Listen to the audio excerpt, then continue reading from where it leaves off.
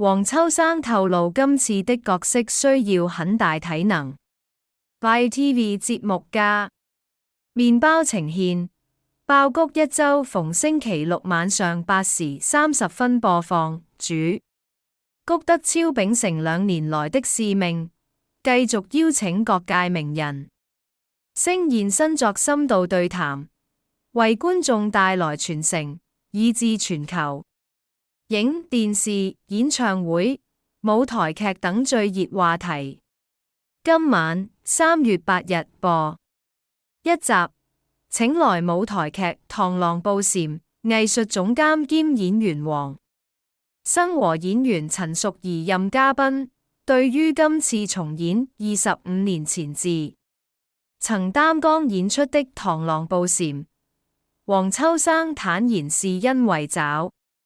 到精彩的新劇本，加上又不能投資太大，要人少，要精彩，於是就想起這套劇。而為求新鮮感，黃秋今次決定轉為飾演流行中英夾雜的知識分子手，而鄉下佬角色則由戲劇大師陳淑儀演出。不，黃秋生仲看劇本後，卻大指出是因為這套戲屬荒誕劇，對白很多時也沒有關聯，所以記對白很難，而且今次的角色需要很大體能，又滾又跳又打。黃秋生也不禁說：真係老襯啦呢次，還笑說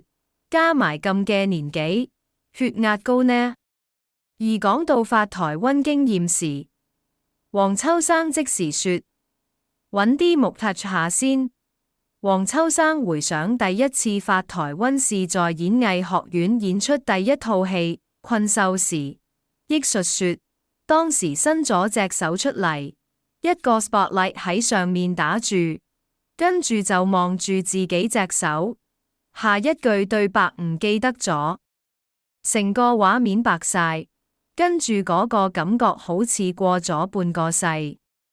其實可能係幾秒鐘假咋，跟住記得反之後一講，發覺自己成身飆晒汗，好得人驚，好似突然間被咗喺一個空間入面。陳淑儀也表示曾經試過在上腦中一片空白，就算對手幫忙提對白，但自己接不上嘴。黃秋生聞言打趣說：你去驗下好喎，你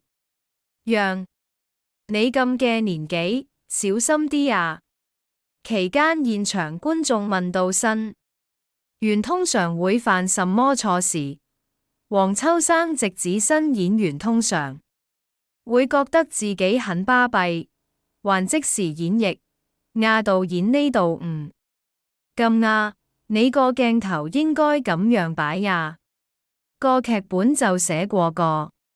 嘅俾你。但當被谷德超問到年輕時有否這樣時，秋生卻坦言有，還表示因為個導演實在太差，你辦法，因為我嘅經驗實在多過佢啱嘛。黃秋生更我試過離譜到揾本導演基礎嘅書拍佢個頭添，我希望將本書拍落佢個頭入面。谷德超不禁問：個導演是否還在圈中？黃秋生即時說：失咗蹤啦。